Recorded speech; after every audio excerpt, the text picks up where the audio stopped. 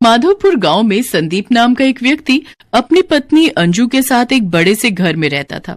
उन दोनों की केवल एक ही संतान थी और वो था उनका बेटा मयंक, जो कि विदेश में जॉब करता था। कई सालों के बाद मयंक अपने घर आने वाला था। ये जानकर संदीप और अंजू काफी खुश थे और वो बड़ी बेसब्री से उसका इंतजार कर रहे थे। 3 दिन बाद मयंक ऐना नाम की चाइनीज लड़की को अपने साथ घर लेकर आता है। मयंक बेटा, आ गए तुम। हम कब से तुम्हारी राह देख रहे थे। ये कहकर संदीप मयंक को गले लगा लेता है। तभी वो अंजू को आवाज देते हुए कहता है, अंजू, ओ अंजू, जल्दी आओ, देखो हमारा बेटा आ गया। मयंक के आने की खुशी में अंजू सुबह से रसोई घर में तरह तरह के पकवान बनाने में लगी हुई थी। तभी वो साड़ी के पल्लू से हाथ पोंछते हुए बाहर आती है और झट से मयंक को गले लगा लेती है। कैसा है मेरा बच्चा? कितने टाइम बाद तुम्हें देख रही हूँ। मैं बिल्कुल ठीक हूँ मम। अरे मयंक, ये तो कोई विदेशी लड़की लग रही है। कौन है ये? मम, ये ऐना है, मेरे ही ऑफिस में मेरे साथ काम करती है। तभी मयंक ऐना से कहता है, ऐना, ये मेरे मॉम डैड हैं। मयंक के ये कहते ही ऐना अंजू के पांव छूते हुए कहती है, पांव उठा लो सासू मॉम। ये क्या बोल रही है मयंक? अरे ऐना, पाँव उठा लो नहीं, पाए लागू बोलते हैं। ओह, आई एम सॉरी सासू मॉम। मयंक, ये लड़की बार बार मुझे सासू मॉम क्यों बोल रही है? मॉम, ऐना मेरी वाइफ है, हम दोनों ने शादी कर ली है। अब ये तुम क्या कह रहे हो मयंक? तुमने हमें बिना बताए शादी कर ली? संदीप के ये कहते ही ऐना उनके पांव भी छूने जाती है। पैर काट लूंगी ससुर जी। क्या? पैर काट लूंगी? ये क्या बकवास किए जा रही है? सॉरी ससुर जी, इस बार भी रॉन्ग बोल दिया। सॉरी, पैर दे दो ससुर जी। ओहो मयंक, ये तू क्या बला घर ले आया? अब बस भी करो ऐनक, मेरा मतलब है ऐना, जो भी है तुम्हारा नाम। सारा दिन पैर ही छूती रहोगी? खैर, जाती रहो, मेरा मतलब है जीती रहो। बेटा, ये सब चल क्या रहा है? क्या तू हमें बताएगा? मॉम, मैं ये सब आपको बाद में बताऊंगा। अभी मैं बहुत थक गया हूँ और मुझे बहुत जोरों की भूख भी लगी है। मयंक ये कहते ही अपने कमरे में चला जाता है। ऐना ने बहुत छोटे छोटे कपड़े पहने हुए थे। संदीप और अंजू बार बार ऐना के कपड़ों को ही देखे जा रहे थे। हे भगवान, ये कैसे आधे अधूरे कपड़े पहन रखे हैं इस लड़की ने। मयंक की तो मती ही मारी गई थी जो इसे हमारी बहू बना कर ले आया।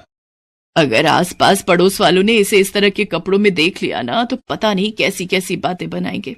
ऐना, तुम यहीं रुको, मैं अभी आई। इसके बाद अंजू अपनी एक साड़ी लाकर ऐना को देते हुए कहती है, ये लो साड़ी, अब तुम जल्दी से अपने कमरे में जाओ और कपड़े बदल कर आओ। इसके बाद ऐना मयंक के कमरे में चली जाती है। तभी अंजू की पड़ोसने उसके घर आती हैं। क्यों अंजू बहन, इतनी जल्दी तुमने हमें पराया कर दिया? घर में फिरंगन बहू ले आई और हमें बताया तक नहीं। हाँ अंजू बहन, आपने हमारे साथ ऐसा क्यों किया? हमें आपसे ये उम्मीद नहीं थी। भाई क्या करे, जिसकी विदेशी बहू आती है ना, उसके ऐसे ही ठाट बाट बढ़ जाते हैं। क्या बकवास किए जा रही हो तुम दोनों? इतनी देर से वो लड़की हमारा दिमाग खराब कर रही थी, अब तुम दोनों भी शुरू हो गई। अरे वो मेरी बहू है, मुझे ये खुद अभी पता चला। अब तुम दोनों जाओ यहाँ से, मैं पहले ही बहुत परेशान हूँ। अरे अंजू बहन, अब इतने भाव क्यों खा रही हो? बहू का एक बार चेहरा तो दिखा दो। तुम्हारी बहू क्या हूर की परी है जिसे देखेंगे तो नजर लग जाएगी? तुम दोनों जाती हो या मैं?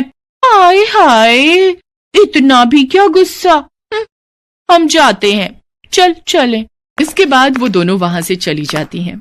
अंजू परेशान होकर सर पर हाथ रखते हुए सोफे पर बैठ जाती है।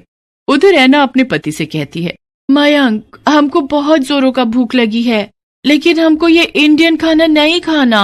अच्छा, तो फिर तुम जल्दी से किचन में जाकर अपनी पसंद का कुछ बना लाओ। मयंक की बात सुनकर ऐना किचन में जाती है। वहां उसे समझ नहीं आ रहा था कि वो क्या बनाए।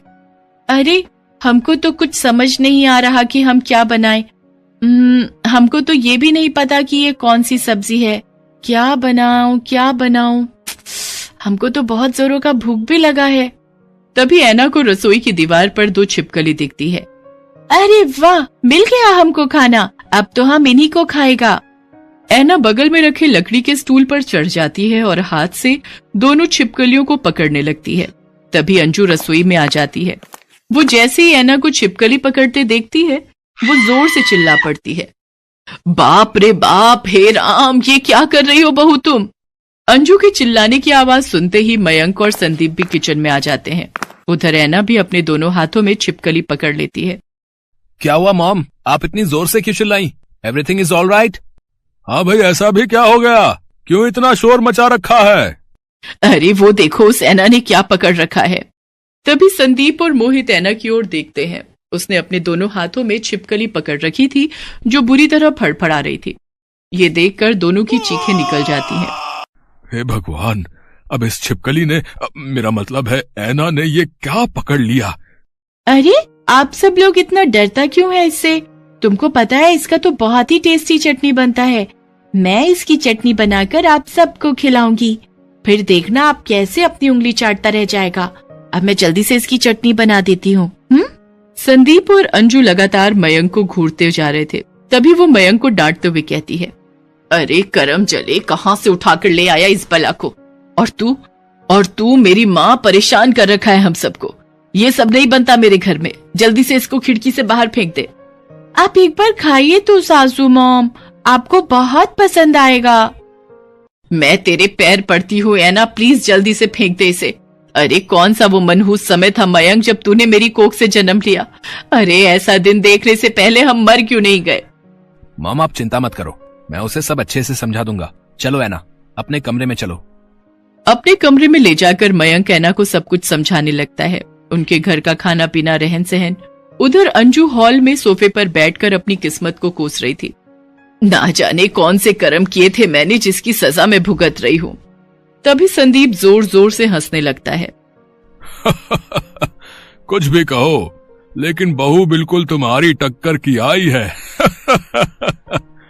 बाहर वाले क्या कम थे जो अब आप भी शुरू हो गए? अंजू को उसकी ननद का फोन आता है। अरे कैसी हो भाभी? मैंने ये बताने के लिए फोन किया है कि आज हम पूरा परिवार तुम्हारे घर आ रहे हैं और कुछ दिन वहीं रहेंगे। अरे बाप रे, अगर ये यहाँ आ गई तो इस बहू को देखकर तो खूब मजाक उड़ाएंगे। कुछ देर सोचने के बाद वो कहती है, अरे वो क्या है ना सुमन दीदी, हम 2 हफ्तों के लिए बाहर घूमने जा रहे हैं। मुझे बहुत सारी पैकिंग करनी है तो मैं फिर आपसे बात करूंगी।